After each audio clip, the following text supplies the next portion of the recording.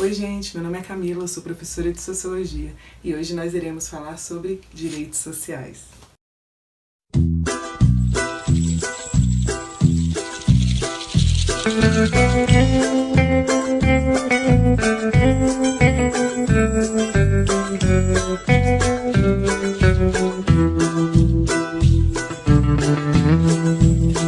Esta mañana me he levantado.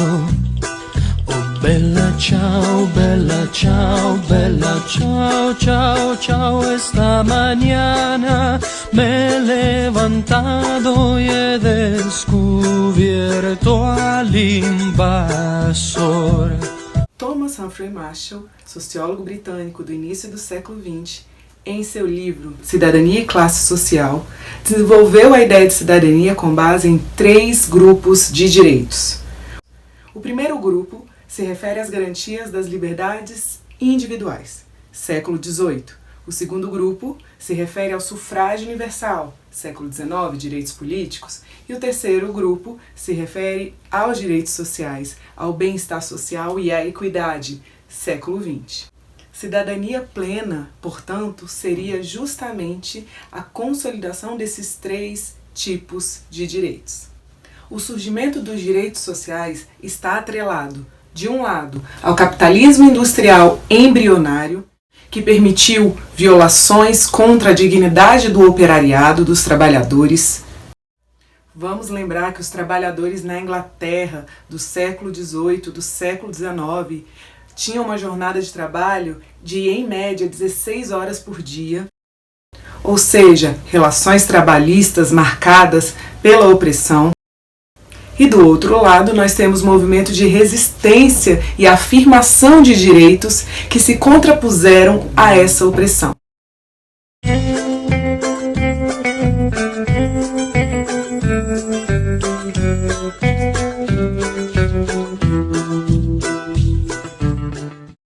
Os direitos sociais dão um novo sentido às constituições. Implicam na inserção de uma nova espécie de direitos constitucionais. Enquanto o Estado liberal do século XVIII previa uma mínima interferência na vida do indivíduo para assim garantir a sua liberdade individual, agora exige-se do Estado uma prestação de serviço. Temos aqui o Estado social. O Estado deixa de ter um papel meramente passivo e assume novas funções diante os seus indivíduos. Segundo o jurista brasileiro José Afonso da Silva, os direitos sociais são prestações positivas, devem proporcionar condições melhores para o cidadão, em especial aos mais fracos. É o tratamento diferente para os desiguais, ou seja, a equidade ou justiça social.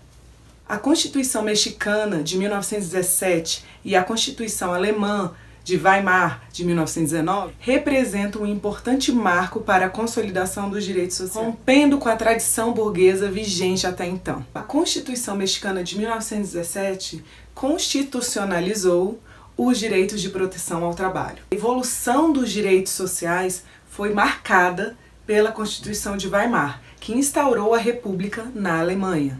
Esta não foi tão minuciosa em relação aos direitos de proteção ao trabalho como a primeira, a mexicana. No entanto, ela ampliou o rol de direitos sociais. A Constituição de Weimar deu destaque especial à educação, prescrevendo o direito ao ensino básico por meio das escolas públicas.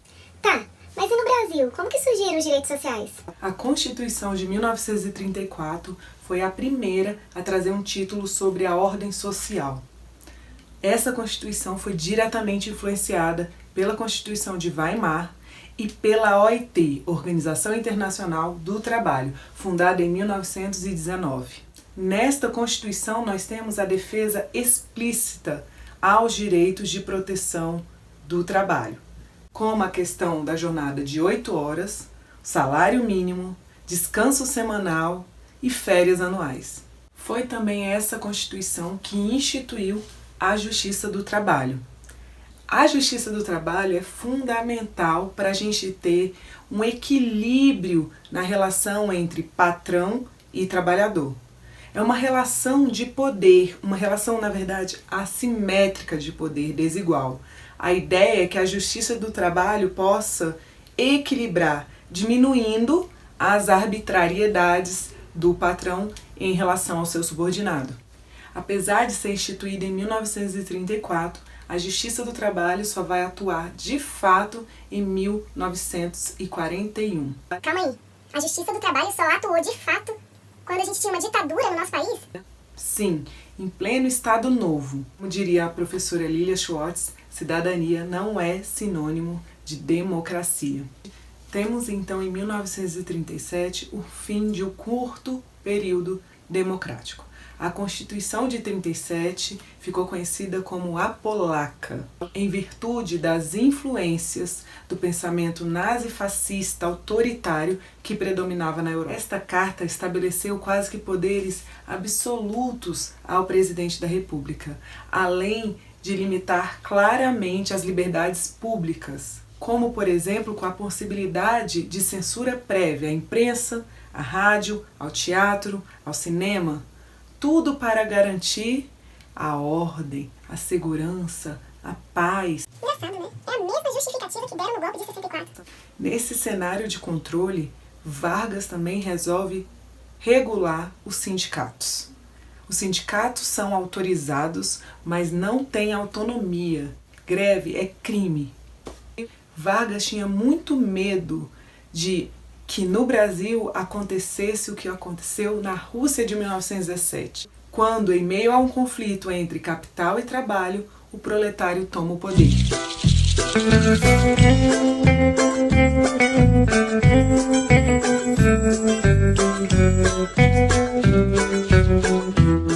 Lembrando que em 1917 nós temos a nossa primeira greve geral no Brasil.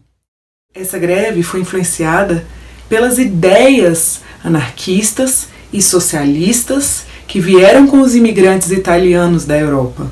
Como praticamente tudo nesse país é controverso, é também na ditadura de Vargas que nós temos a CLT, a Consolidação das Leis Trabalhistas, em 1943. Na verdade, Vargas está controlando e regulando os sindicatos, mas ele sabe que não pode ficar tão firme.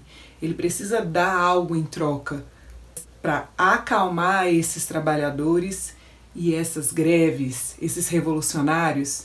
Então nós temos em 1943 a CLT, a Consolidação das Leis Trabalhistas, e a criação do dia 1º de maio, feriado, até hoje, o Dia do Trabalho. As décadas após a era Vargas foram marcadas por diversas mudanças na legislação trabalhista. Em 1946, a Assembleia Constituinte, convocada após o fim da ditadura de Vargas, trouxe de volta o direito à greve. No plano internacional, em 1948, a Declaração Universal dos Direitos Humanos torna os direitos sociais em direitos intrínsecos à natureza humana. E na nossa 7ª Constituição, nossa Constituição cidadã, a mais completa, nós temos ainda mais direitos trabalhistas, como, por exemplo, medidas contra a demissão sem justa causa, licença paternidade, licença maternidade, piso salarial, proibição de qualquer tipo de discriminação em relação aos salários, de admissão do trabalhador portador de deficiência. São vários outros direitos. E, além disso, não são só os direitos trabalhistas que são direitos sociais e que estão na nossa Constituição. Mas não podemos deixar de falar do artigo 6º da Constituição, matriz também do PAS da UNB. E, para você que não for fazer o UNB, pode ser um repertório cultural bem interessante para você colocar na sua redação. Então, vamos lá conhecer o artigo 6º.